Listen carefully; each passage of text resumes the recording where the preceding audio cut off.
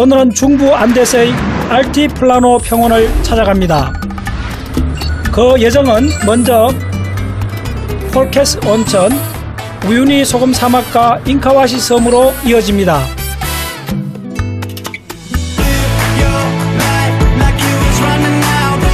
중앙 안데스의 알티플라노는 스페인어로 높은 평원, 즉 말 그대로 고원을 뜻합니다. 페루, 볼리비아, 칠레로 이어지는 이 지역은 그 면적만 약 17만 제곱킬로미터, 남한 면적의 1.7배에 달합니다. 칠레 최남단에서 시작한 우리의 여정은 이제 알티플라노의 보물 우유니 소금 사막을 만나러 볼리비아로 이동합니다. 볼리비아 입국 사무소에서 비자 받고 그다음에 이제 우유니로 가기 위해서 이제 여기서 아침을 먹고 칠레에서 출발해 다시 칠레로 돌아오는 우유니 투어는 보통 3박 4일 일정으로 진행됩니다.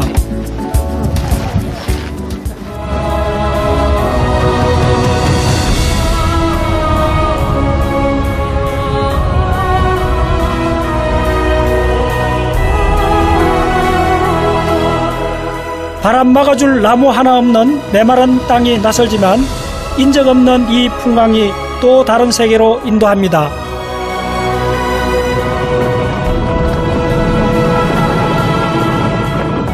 이정표 없이 달리던 차는 어느새 지열지대에 이릅니다. 해발 4,000m가 넘는 고원지대에 온천이 나타나다니 이 신기한 체험거리를 그냥 지나칠 수 없겠죠.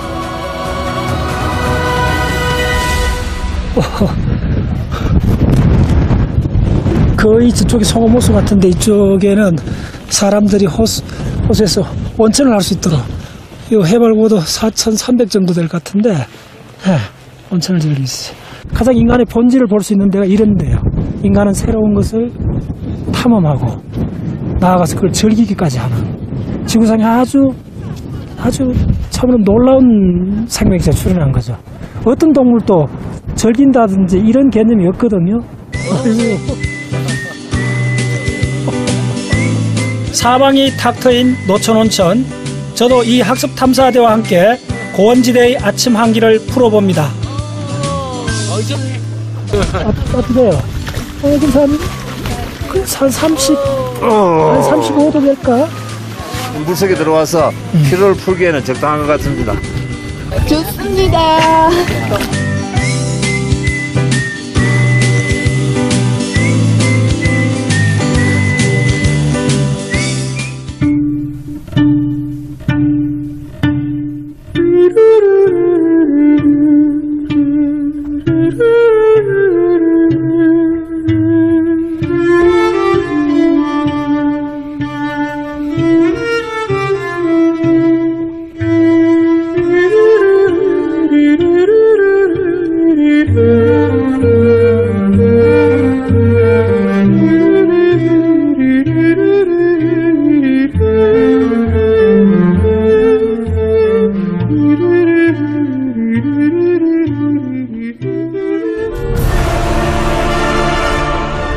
다음날 이곳 알티플라노 고원의 숨은 절경을 찾아갑니다.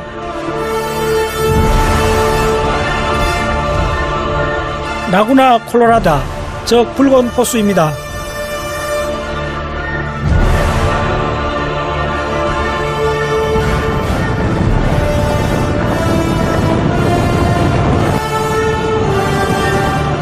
이곳은 가는 곳마다 다양한 빛깔의 호수가 있었는데 붉은 호수는 그야말로 자연의 작품입니다.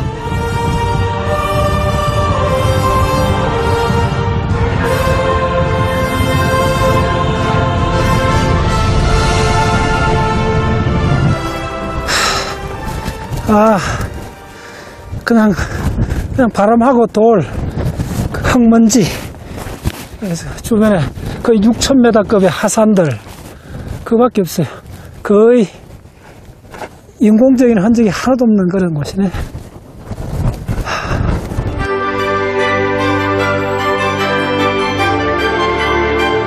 그런데 왜 이곳의 호수가 하얀색, 초록색, 붉은색일까요?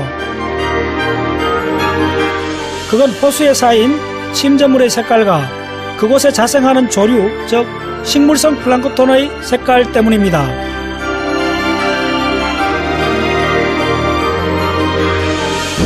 이쪽이 아주 굉장히 붉은색인데 거의 뭐 당근 색깔이죠. 아마 당근을 갈아갖고 물에 풀어놓으면 저런 색깔이 될 거예요. 근데 이건 단순한 비유가 아니고 그 당근 세포 하나하나가 분리되면 바로 이 식물성 플랑크톤이라 볼 수 있어요. 사람들이 이곳을 많이 찾는 이유가 하나 더 있습니다.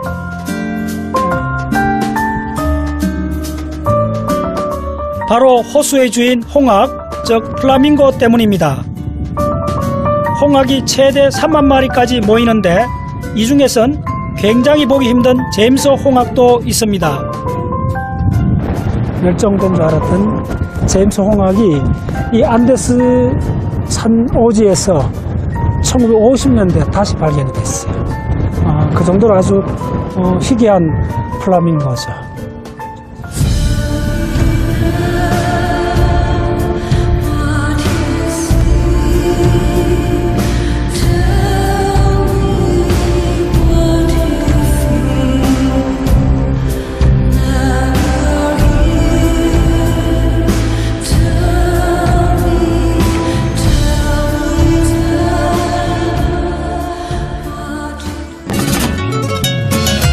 끝없이 펼쳐진 고원과 호수 그리고 화산, 자연의 풍성함과 황량함으로 가득한 이곳 알티플라노는 지구상에서 티벳 고원 다음으로 높은 고원지대입니다.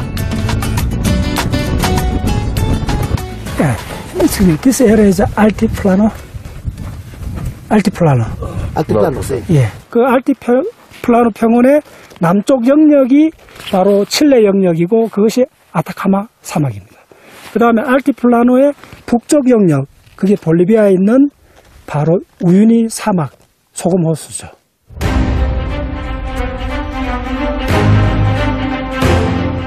우유니 소금 사막으로 가는 길, 태고의 황량함을 품은 안데스 고원은 또 다른 풍광으로 우리를 이끕니다.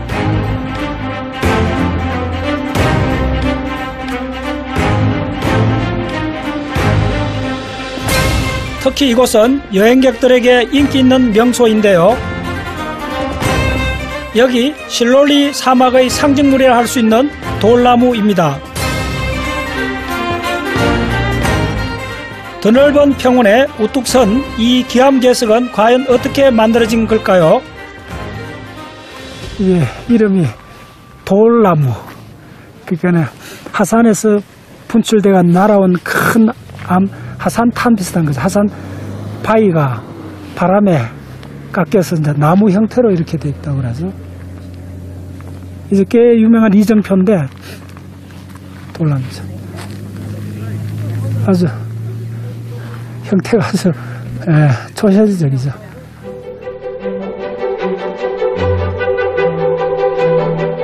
잠시 지구를 탈출해 다른 행성에 있는 것 같은 착각이 듭니다.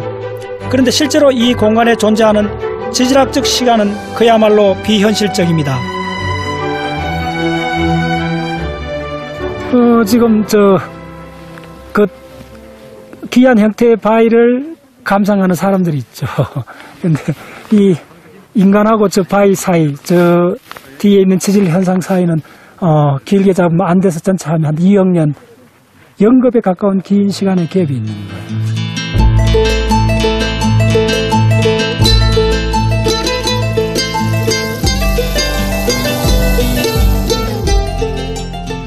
고원의 비경을 간직한 땅 알티플라노. 지구상에서 가장 거칠고 삭막하다는 이곳은 어쩌면 지구에 남은 우리들의 마지막 안식처인지도 모릅니다.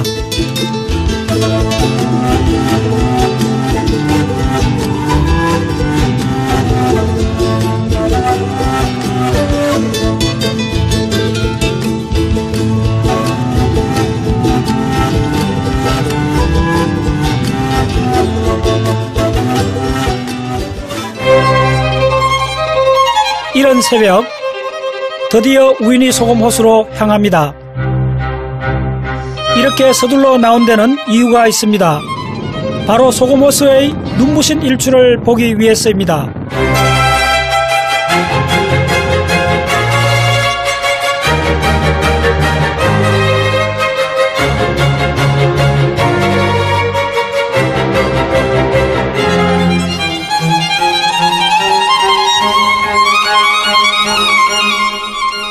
태양과 함께 하얗게 깨어나는 소금호수의 장관, 그야말로 일생에 한 번 있을까 말까한 잊지 못할 순간입니다.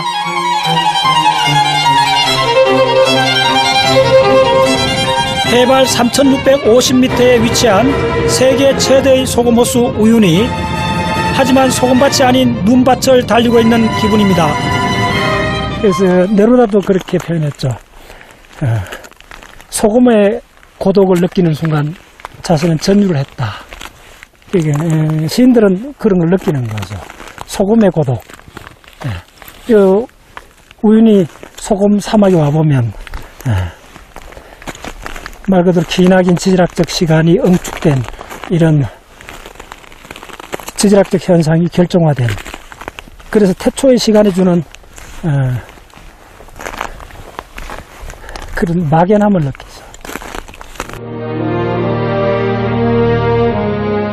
그야말로 하얀 소금밭이 끝도 없이 펼쳐진 이곳엔 아득히 먼 지질학적 시간이 담겨져 있습니다.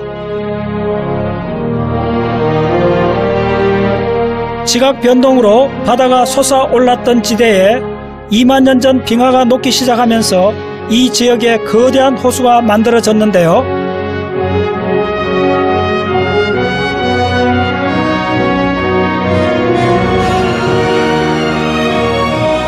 비가 젖고 건조한 기후로 인해 오랜 세월 동안 물은 모두 증발하고 소금 결정만 남게 된 거죠. 우윤희 소금평원 한가운데 있는 잉카하시라는 섬입니다. 잉카하시는 잉카인의 집이란 뜻입니다. 지금은 섬을 덮고 있는 거대한 선인장 때문에 여행자들이 많이 찾는 명소이지요. 그런데 사실 이곳엔 우윤희 소금호수의 비밀이 숨겨져 있습니다. 오 세상에, 전부 다 맞아요. 예, 산호입니다. 저도 전체가, 저 언덕 전체가. 그러니까 이 섬이, 이 표면이 전부 다 산호로 덮여 있다 생각하시면 됩니다. 그러면 언젠간 이 섬이 바다 밑이었어요. 안데스 산맥 내륙에서 찾은 뚜렷한 바다의 흔적, 그야말로 놀라운 지질학적 현상인데요. 하지만 우윤희 소금호수의 형성을 설명하는 데는 또 하나의 지질 현상이 필요합니다.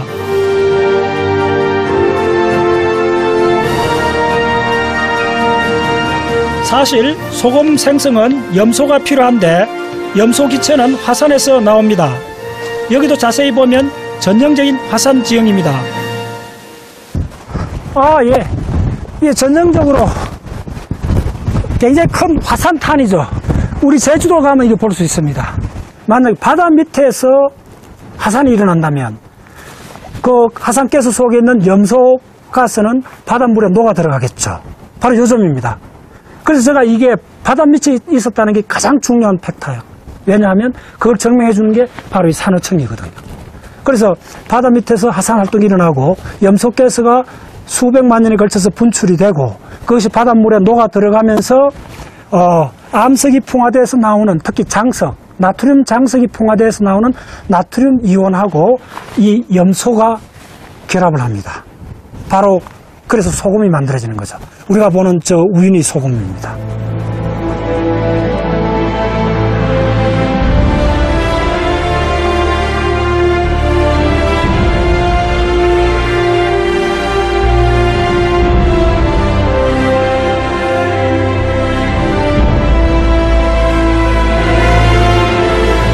지질학적 긴 시간이 소금이라는 결정으로 연결된 이곳은 경계도 없고 형태도 없는 태초의 시간과 공간이 얼어붙어 현재가 된 듯합니다.